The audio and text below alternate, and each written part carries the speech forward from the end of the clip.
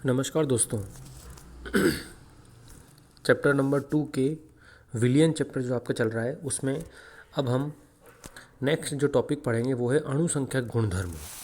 ठीक है, बहुत अच्छा टॉपिक है ये, अणुसंख्यक गुणधर्म। देखिए, विलयनों के वे गुण जो विलय की मात्रा पर निर्भर करते हों, न कि विलय की प्रकृति पर, अणुसंख्यक गुणधर्म कहलाते हैं।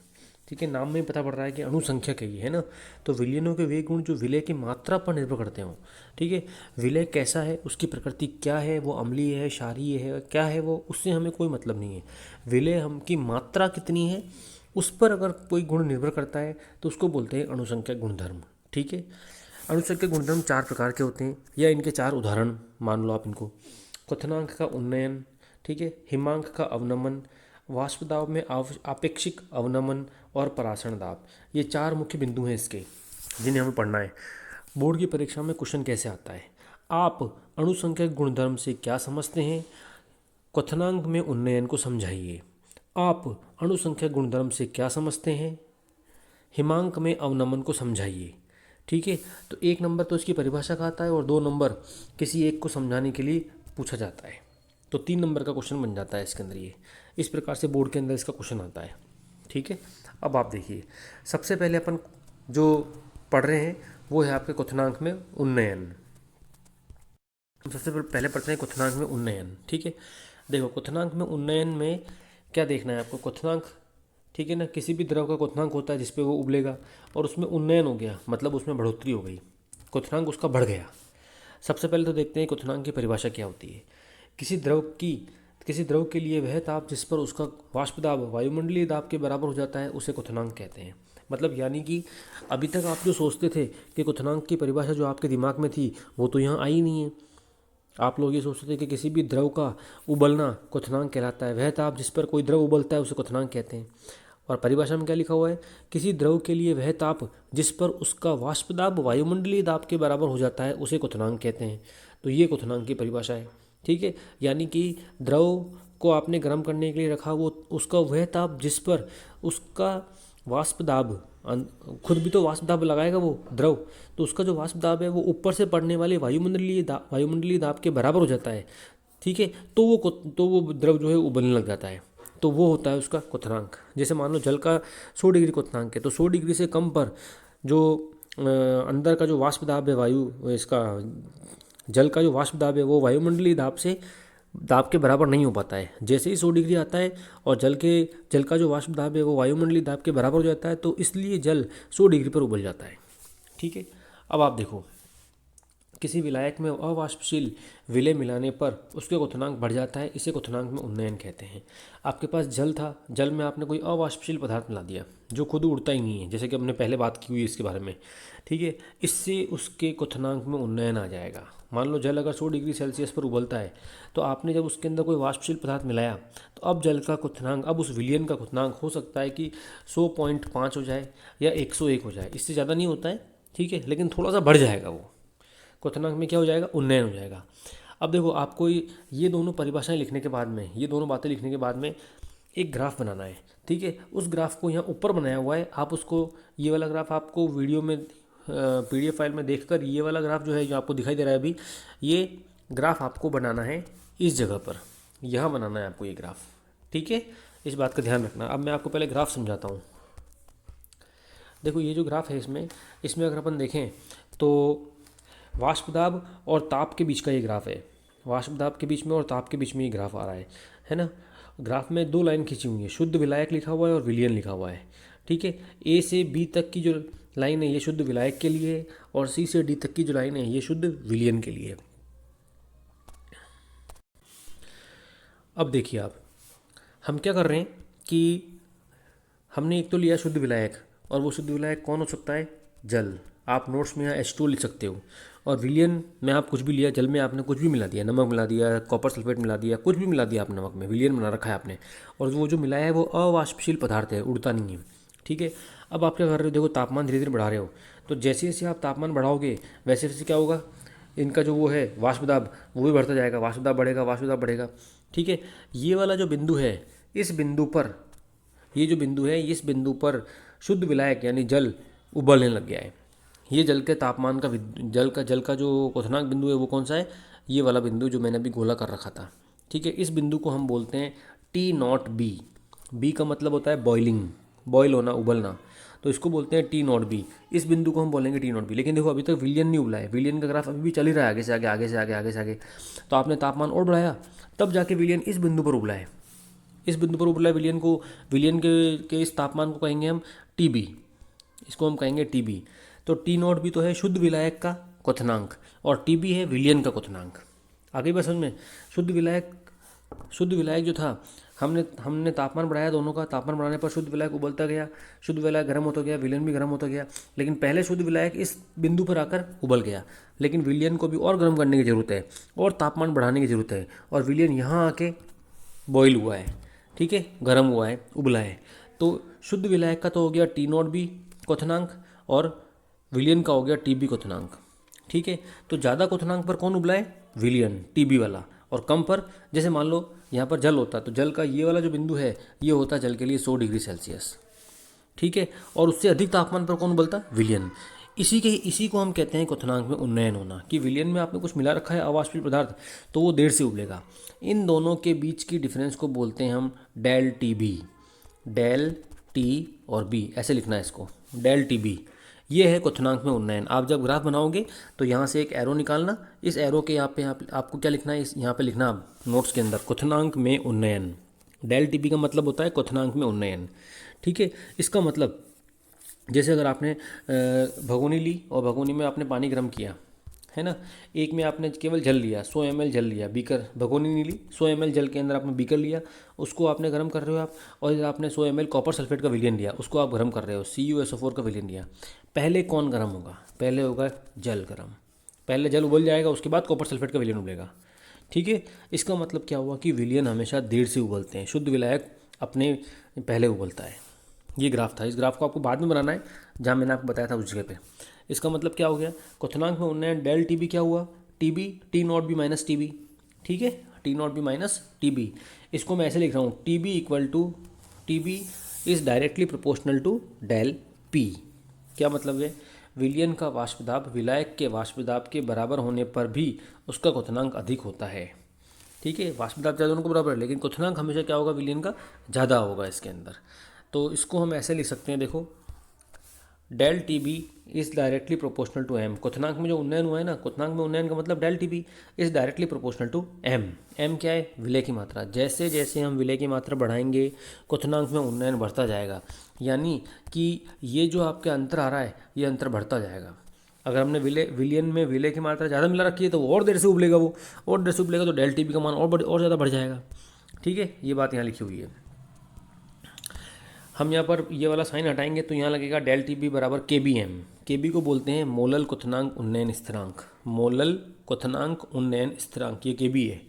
ठीक है, अब देखो आप, हमें इन चारों बिंदुओं में, जो आपने ऊपर ही 4 बिंदु लिखे हैं ना, इन चारों बिंदुओं को पढ़ते समय हमें एक चीज़ और ज्ञात करनी है, वो है विलय का मोलर द्रव्यमान। क्वथनांक में उन्नयन, हिमांक में अवनमन, वाष्प दाब में आपेक्षिक अवनमन, पराशरण दाब, इन सब की सहायता से हमें विलय का मोलर द्रव्यमान ज्ञात करना है। यानी कि विलयन जब आपने बनाया था तो विलयन में आपने जो विलय मिलाया है उस विलय का मोलर द्रव्यमान कितना है वो भी आप ज्ञात कर सकते हो इस विधि से। देखो, m बराबर क्या होता है, m मतलब मोलरता। मोलरता बराबर क्या होता है, WB/MB इंटू 1000/WA। ये होता है मोलरता का सूत्र। ठीक है ना, विलय के भार बटावा विलय का मोलर द्रव्यमान, ठीक है, इंटू 1000 विलायक का मोलर द्रव्यमान, WA। क्या क्या चीज़ें वो आप देख लेना, मैं बोल रहा हूँ, आप लिख सकते हो साथ में आप चाहो तो। WB तो है विलय का द्रव्यमान, MB है विलय का मोलर द्रव्यमान, और WA है विलायक का द्रव्यमान। इससे बनता है M, यानी कि मोलरता निकलती है इससे। अब आपने यहाँ पे क्या लिखा हुआ है, देखो, डेल टी बी बराबर के बी एम लिखा हुआ है, डेल टी बी बराबर के बी एम। इस M का मान यहाँ आपको रखना है। ठीक है, इस M के मान को आपने यहाँ रखा तो देखो सूत्र क्या आता है आपके सामने, डेल टी बी बराबर के बी, और M की जगह पे ये पूरा रख दिया M की जगह पे। ठीक है, इस सूत्र की सहायता से आपने एम बी निकाला, एम बी निकाल तो कितना है आपके सामने आंसर देखो, एम बी बराबर के बी। इस ये जो लास्ट वाला सूत्र आ रहा है ना, इसको आपको याद रखना है, परीक्षा में ये पूछा जाता है। एम बी बराबर K B upon del T B into W B upon W A into 1000। इससे हम जो विलायक मिला रहे हैं ऊपर से, उस विलायक की सांद्रता उस विलायक का आणविक द्रव्यमान निकाल सकते हैं। ठीक है, जैसे देखो एक क्वेश्चन देखते हैं अपन, एक न्यूमेरिकल आ रहा है, बेंजीन का क्वथनांक कितना है 353.23 केल्विन। ये अब शुद्ध विलायक हो गया है ना बेंजीन। एक वाष्पशील विलय के 1080 नहीं है, ये 1.80 है, ठीक है ना। एक वाष्पशील विलय के 1.80 ग्राम को 90 ग्राम बेंजीन में घोलने पर विलयन का क्वथनांक इतना बढ़ गया, इतना हो जाता है। इसका मतलब क्या हुआ देखो, ये तो हो गया आपके टी नॉट बी, ठीक है ना, शुद्ध विलायक का क्वथनांक।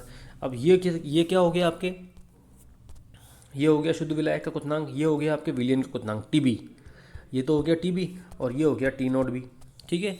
दूसरी बात अब और देखो आप, एक वाष्पशील विलय के 1.80 ग्राम, तो ये आपने विलय मिलाया है, तो ये हो गया आपके डब्ल्यू बी, ठीक है। 90 ग्राम बेंजीन के अंदर, तो ये हो गया डब्ल्यू ए, 90 ग्राम बेंजीन मिलाया, ये हो गया डब्ल्यू ए हो गया ये। तो क्वथनांक कितना बढ़ गया, क्वथनांक कितना बढ़ गया, ठीक है। और बेंजीन के लिए के बी का मान दे रखा है ना। अब यहाँ पे एक चीज़ नहीं दे रखी, और वो क्या है आपके सामने, डेल टी बी नहीं दिया। तो आपको डेल टी बी का सूत्र आता है, डेल टी बी बराबर T nought B minus T B. तो आपको माइनस करना है, सबसे पहले आपको डेल टी बी निकालना है। देखो T nought B minus D B किया, डेल टी बी बराबर ये निकाला, तो दोनों के क्वथनांकों में अंतर कितना आया, 0.88 केल्विन। यानी कि शुद्ध बेंजीन था, वो बेंजीन जो था वो तो उबल रहा था इसके अंदर, विलियन उबल रहा है इसके अंदर, तो विलियन तो देर से उबलता है, क्वथनांक में उन्नयन हो गया, तो इसमें से इसको माइनस करोगे तो 0.88 केल्विन डेल टी बी का मान आ रहा है। ये मैंने आपको ऊपर बता ही दिया, डब्ल्यू ए दे रखा है, डब्ल्यू बी दे रखा है और के बी का मान भी दे रखा है। बस अब आपको सूत्र रखो, एम बी बराबर क्या हो गया, एम बी बराबर ये हो गया, इसमें आपने सबके मान रखे, तो एम बी का आ गया आंसर ये। यानी कि आपने जो विलय मिलाया है बेंजीन में, वाष्पशील विलय, वो 57.5 ग्राम पर मोल उसका निकल रहा है मान, ठीक है। ये होता है आपके क्वथनांक में उन्नयन, ओके। क्वथनांक में उन्नयन के बाद अब आपके नेक्स्ट टॉपिक है हिमांक में अवनमन। हिमांक का मतलब क्या होता है, किसी भी द्रव का क्या होना, हिम अवस्था में जाना, जमना, और उसमें अवनमन होना यानी कि डाउन हो जाना, हिमांक में अवनमन। पहले हमने पढ़ा था क्वथनांक में उन्नयन, क्वथनांक बढ़ रहा था किसी भी विलय पदार्थ को मिलाने पर, ठीक है। अब हम क्या पढ़ रहे हैं कि हिमांक में अवनमन हो जाएगा, यानी कि वो जो कोई भी द्रव जो है जितने भी तापमान पर फ्रीज होता है, जमता है, उससे भी वो कम तापमान पर जमेगा। अब देखो हिमांक की परिभाषा क्या होती है ना। किसी द्रव का हिमांक वह ताप है जिस पर क्या लिखा हुआ है, जिस पर द्रव अवस्था का वाष्प दाब उसकी ठोस अवस्था के वाष्प दाब के समान हो जाता है, ठीक है। किसी द्रव का हिमांक वह ताप है जिस पर द्रव अवस्था का वाष्प दाब, द्रव अवस्था में जो वाष्प दाब होता है उसकी ठोस अवस्था के वाष्प दाब के समान हो जाता है, तो वो चीज़ जम जाती है, उसको कहते हैं हम हिमांक बिंदु। देखिए इसका ग्राफ आप देखते हैं अपन, है ना। यहाँ एक ग्राफ बना हुआ है जो वाष्प दाब और ताप के बीच में, सेम उसी की तरह ये यहाँ भी हमने शुद्ध विलायक ले रखा है जो क्या है, जल, और एक विलयन ले रखा है जिसमें कोई विलय पदार्थ मिक्स है, तो इससे हमने विलयन बना रखा है। अब आप देखना हम क्या कर रहे हैं, तापमान कम कर रहे हैं जमाने के लिए, ठंडा करने के लिए उसको, तापमान हम इस तरफ ले जा रहे हैं, तापमान को हम इस तरफ ले जा रहे हैं, ठीक है। जैसे जैसे हम तापमान इधर ले जाएंगे तो शुद्ध विलायक का दोनों के तापमान नीचे आते जाएंगे, उनके जो वाष्प दाब है वो कम होते जाएंगे। ये जो बिंदु है, ठीक है ना, इस बिंदु पर जो शुद्ध विलायक है वो जम गया है, मतलब कि शुद्ध विलायक का जो हिमांक बिंदु है वो क्या है, टी नॉट एफ।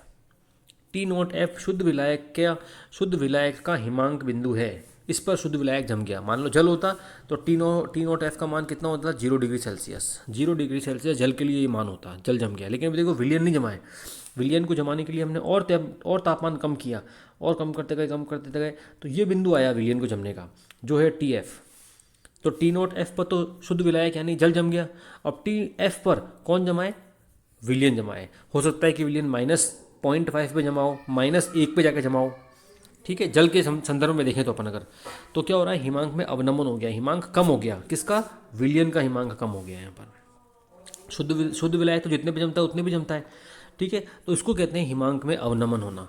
यानी कि जैसे अगर आपके पास में शुद्ध जल है ना। एक तो आपके पास शुद्ध जल है, एक आपने पानी में चीनी मिला रखी है, ठीक है, उसमें कोई भी चीज़ विलेय पदार्थ मिला रखा है चीनी, दोनों की आपने समान मात्रा ली, मान लो 50 ml 100 ml, और एक साथ उसको फ्रीजर के अंदर रख दिया जमने के लिए, तो पहले कौन जमेगा, शुद्ध जल जम जाएगा। और तापमान कम करोगे या थोड़ी देर बाद टाइम लगेगा जमने में, किसको, विलियन को, वो चीनी का जो विलियन है घोल बना रखा है उसको जमने में और टाइम लगेगा। आई बात समझ में। तो ये होता है आपके शुद्ध हिमांक में अवनमन। अब देखो वहाँ आया था T0B और TF TB, यहाँ F का मतलब है फ्रीजिंग पॉइंट, तो इसको बोलेंगे हम T0F और TF। इन दोनों के बीच का अंतर होगा वो होगा डेल TF। पहले आया था डेल TB, अब आएगा डेल TF।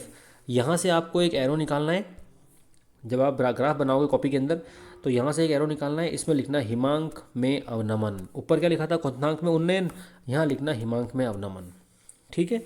अब हम अंतर निकालेंगे। देखो अब आपने अंतर निकाला तो डेल TF बराबर क्या हो गया, T0F माइनस TF।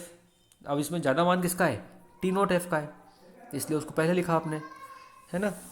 और इसका मान भी क्या होगा, मोलरता के समानुपाती होगा। डेल TF हिमांक में जो अवनमन हो रहा है वो M यानी कि मोलरता के समानुपाती, विलय की मात्रा जितनी ज़्यादा मिलाओगे इनके बीच का अंतर बढ़ता जाएगा, ठीक है। तो डेल TF बराबर हो गया KFM। KF का मान क्या होता है, KF बराबर मोलल हिमांक अवनमन स्थिरांक। एक बात मैं आपको बता देता हूँ, ऊपर आया था KB और ये आया था KF। परीक्षा में जब आंकिक प्रश्न आएगा इनका, तो इनके मान दिए हुए होंगे और इनके मान अलग अलग विलयों के लिए अलग अलग होंगे, वो आपको याद नहीं करने, वो क्वेश्चन में गिवन होंगे। जैसे हमने ऊपर देखा था तो बेंजीन में KB का मान दे रखा था ना, वैसे ही इसके लिए हमने MB का मान निकाला। अब मैं पूरा सॉल्व नहीं कर रहा हूँ, मैं डायरेक्ट MB का मान रख रहा हूँ। ऊपर जो आपने लिखा था वो और ये अभी सूत्र लिखा है, इन दोनों सूत्रों में MB के मान में केवल एक ही अंतर है, यहाँ पे KB अपॉन डेल TB था और अब यहाँ पे क्या आ गया, KF अपॉन डेल TF। तो आपको सूत्र एक ही याद रखना है बस, जो भी है उसके अनुसार उसका मान रखना है, और WB अपॉन WA इसको याद रखना है बस। तो आप MB का मान निकाल सकते हो, ठीक है। हिमांक में अवनमन हम निकाल सकते हैं। इसका एक अंक के प्रश्न देखते हैं। देखो हम 25.6 ग्राम सल्फर को 1000 ग्राम नेफ्थलीन में घोलने पर हिमांक में अवनमन कितना हो गया, इतना केल्विन पाया गया है ना। तो 25 ग्राम सल्फर है आपके पास, तो इसका मतलब ये आपके WA तो कितना हो गया, WA मतलब विलायक का, वो तो हो गया 1000 ग्राम, ये हो गया आपके पास में WA, ठीक है। फिर आपने विलय जो घोला है वो था 25.6 ग्राम, तो विलय क्या होता है WB कितना हो गया 25.6 ग्राम, ये हो गया आपके पास में WB, ये हो गया WA, ठीक है। अब हिमांक में अवनमन कितना हो रहा है, ये तो ये हो गया आपके पास में डेल TF ये निकल के दोनों के बीच का अंतर निकल गया, इसमें दे रखा है, अगर नहीं दे रखा हो तो आपको निकालना है, जैसे ऊपर वाले अंकित प्रश्न में नहीं दे रखा था। ये हो गया आपका डेल TF, ठीक है। अब आपको क्या निकालना है, सल्फर का अणुसूत्र निकालना है। अच्छा, इसके अंदर आपको सल्फर का अणुसूत्र निकालना है, क्या होगा, ठीक है। एंड नेफ्थलीन के लिए KF का मान दे रहे हैं, मैंने आपको बताया था ना KB और KF के मान दे रखे होंगे। इसको बोलेंगे कैसे, 6.8 किलो केल्विन प्रति मोल।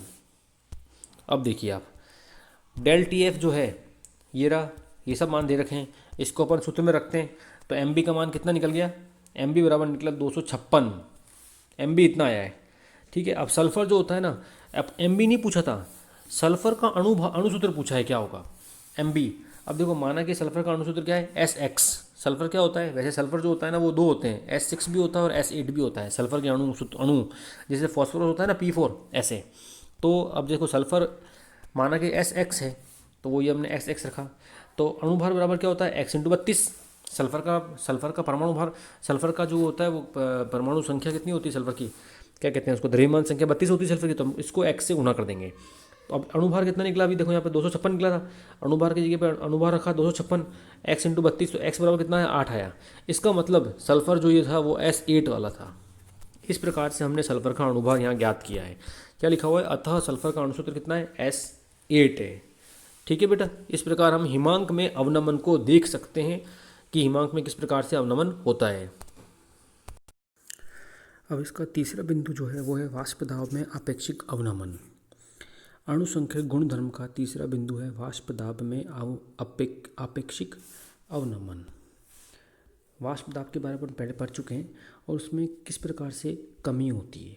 वाष्प दाब में अवनमन आपेक्षिक अवनमन का मान विलय पदार्थ के मोल भिन्न के बराबर होता है, यानी कि विलय अगर आपने जो विलयन बनाया है उस विलयन के अंदर आपने जो विलेय पदार्थ लिया है, अगर वो वाष्पशील पदार्थ नहीं है, वो अवाष्पशील पदार्थ है, तो वो क्या करता है, मैंने आपको बताया था, वाष्प दाब में कमी कर देता है वो, यानी कि जो शुद्ध विलायक है उसको भी बाहर निकलने से रोकता है, जिससे वाष्प दाब में कमी आ जाती है।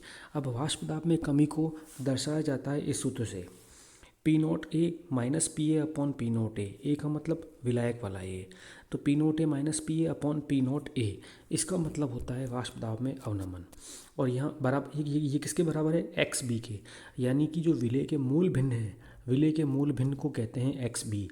और अगर एक्स ए होता तो ये विलायक के मूल भिन्न होते, लेकिन हमारे सामने क्या है अभी, विलेय के मूल भिन्न यानी कि एक्स बी। तो वाष्प दाब में अवनमन विलेय के मोल भिन्न के बराबर होता है।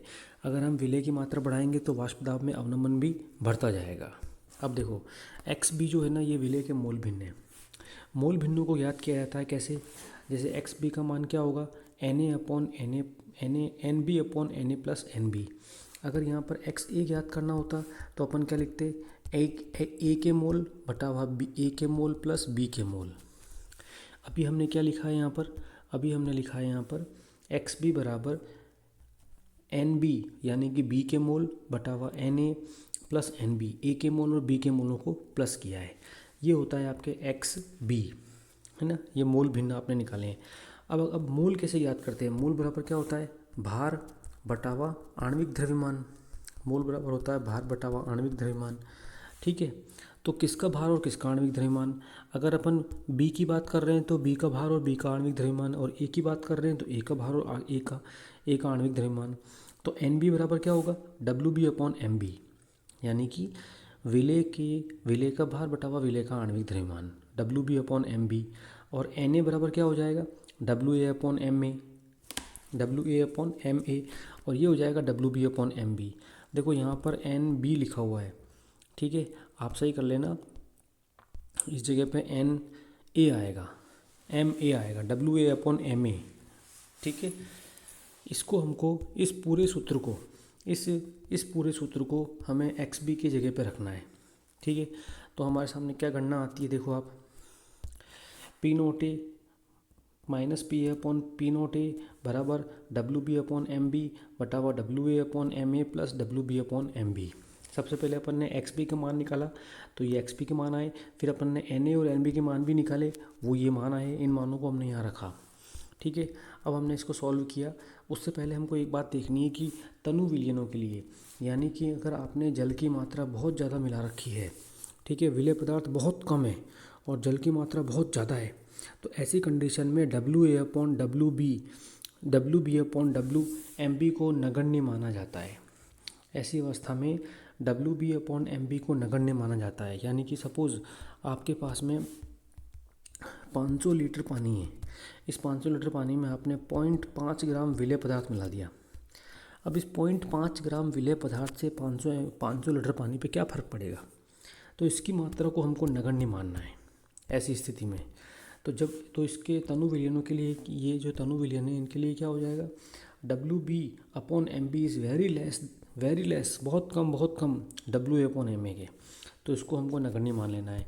तो ऊपर वाले समीकरण में जब अपन इसको नगण्य मानेंगे तो हमारे पास में बचा हुआ समीकरण क्या आएगा, P naught A minus P A बराबर W B upon M B upon W A upon M A, ये आएगा। इसको हम सॉल्व करेंगे तो हमारे पास में कुछ इस प्रकार की संख्या आती है। तो इससे भी हमने क्या निकाला है, एम बी का मान निकाल लिया, एम बी बराबर W B into M A upon W A, और P naught A minus P A upon P naught A minus P A, ये आता है इसका सूत्र। तो वाष्प दाब में अवनमन के द्वारा भी हम एम बी का मान ज्ञात कर सकते हैं, ये होता है वाष्प दाब में अवनमन। इसको थोड़ा सा गणितीय मेथड से निकाला गया है, इस प्रकार से हम वाष्प दाब में अवनमन को देखते हैं। अणुसंख्यक गुणधर्म का अब आपके नेक्स्ट टॉपिक है परासरण दाब, थोड़ा सा बायो से रिलेटेड है, लेकिन बहुत ज़्यादा बायो भी इसमें नहीं आएगी। वह दाब जो विलायक के अणुओं को विलयन की ओर जाने से रोकता है परासरण दाब कहलाता है। परासरण दाब को व्यक्त किया जाता है पाई से, ये परासरण दाब को व्यक्त करने का सूत्र है या इसका चिन्ह है, ठीक है। तो परासरण दाब का मतलब क्या होता है, देखो हमारे पास में एक बीकर है, इस बीकर में हमने यहाँ एक लगा रखी है अर्धपारगम्य झिल्ली, ठीक है। यह है आपके सामने अर्धपारगम्य झिल्ली, इधर आपके सामने है विलायक और इधर है विलयन, ठीक है ना। अब क्या हो रहा है, हाँ, परासरण दाब से पहले ये समझो कि परासरण क्या होता है। परासरण का मतलब ये होता है कि विलायक के अणुओं का विलयन की ओर जाना, किसके द्वारा, किसके थ्रू, परासरण झिल्ली से होते हुए। परासरण झिल्ली से होते हुए विलायक के अणुओं का विलय की ओर जाना परासरण कहलाता है। अब देखो आप, वह ताप जो विलायक के अणुओं को विलयन की ओर आने से रोकता है, यानी कि विलायक के अणुओं को विलयन की ओर आने से रोके। हम इधर विलायक के अणु विलयन की तरफ आएंगे, ठीक है, लेकिन आपने क्या किया, यहाँ पे एक दाब लगा दिया। इतना ही दाब लगाया कि इस विलायक के अणु इधर आने से रुक जाएं, यानी कि वो इधर नहीं आए। इधर आएंगे फिर यहाँ आके पूरी तरह से अर्धपारगम झिल्ली को पार नहीं कर पाएंगे, क्योंकि आपने क्या लगाया है, यहाँ पे दाब उत्पन्न कर दिया आपने। इतना दाब लगा दिया, इतना कम दाब लगाया है या इतना ज़्यादा दाब लगाया है, वो न्यूनतम दाब जिससे विलायक के अणु विलयन की तरफ नहीं आए, उसी को हम कहते हैं परासरण दाब। परासरण को रोकता है ये, इसको बोलते हैं परासरण दाब। देखो, परासरण दाब के दो नियम हैं। पहला नियम ये है कि वॉन्ट ऑफ बॉयल का नियम, निश्चित ताप पर किसी विलयन का परासरण दाब उसकी सांद्रता C के समानुपाती होता है। तो पाई समानुपाती C, यानी कि सांद्रता बढ़ाओगे तो परासरण दाब भी बढ़ेगा। अब देखो C बराबर क्या होता है, 1/V। सांद्रता बराबर क्या होता है, 1/, तनुता, ठीक है। 1/V का मतलब 1/, तनुता, तो पाई समानुपाती 1/V हो गया। ये तो पहला नियम था, वॉन्ट ऑफ बॉयल नियम। दूसरा है वॉन्ट ऑफ दाब ताप नियम। दाब ताप नियम, निश्चित सांद्रता तथा तनुता पर किसी विलयन का परासरण दाब उसके परम ताप के समानुपाती होता है। परम ताप मतलब T, ठीक है। तो पाई समानुपाती T, ठीक है। अब समीकरण 1 और 2 को हम जोड़ते हैं। समीकरण 1 कौन सा है, ये वाला। समीकरण 2 कौन सा है, ये वाला। इन दोनों को जोड़ के एक साथ लिखने पर क्या आता है हमारे सामने, देखो, पाई समानुपाती T/V या पाई बराबर S/T। S क्या है, विलयन स्थिरांक है, तो ये आएगा पाई बराबर S/T। इसको वज्र गुणा करेंगे तो पाई V बराबर ST, तो पाई V बराबर NST। 1 मोल के लिए तो हो जाएगा ST, N मोलों के लिए हो जाएगा ये, तो पाई V बराबर NRT। ये आता है आपके परासरण दाब का सूत्र, ठीक है। अब देखो आप, अभी आपने ऊपर निकाला पाई V बराबर NRT, तो पाई बराबर क्या हो जाएगा, N/VRT हो जाएगा। पाई बराबर N/VRT हो जाएगा। इससे आप निकालोगे क्या, ये देखो, पाई बराबर N/VRT हुआ, तो N का मान क्या होता है, मोल WB/MB, भार बटावा आणविक द्रव्यमान, ठीक है। विलय के भार बटावा विलय के आणविक द्रव्यमान, क्योंकि N क्या है, विलय के मोलों की संख्या है, इसलिए तो N बराबर हो जाएगा WB/MB। N का मान यहाँ रखो, आपने ऊपर लिखा था पाई बराबर NRT, ठीक है। तो N का मान यहाँ रखेंगे अपन, तो WB/MBRT हो जाएगा यहाँ पर। तो MB का मान यहाँ से आपने निकाल लिया, MB = WBRT/πV। इससे अपन परासरण दाब द्वारा भी MB का मान ज्ञात कर सकते हैं। तो ये कुछ मेथड हैं जिसके थ्रू हम MB का मान ज्ञात कर सकते हैं। तो अणुसंख्यक गुणधर्म में मुख्य रूप से 4 बिंदु आए थे आपके। एक तो आया था आपके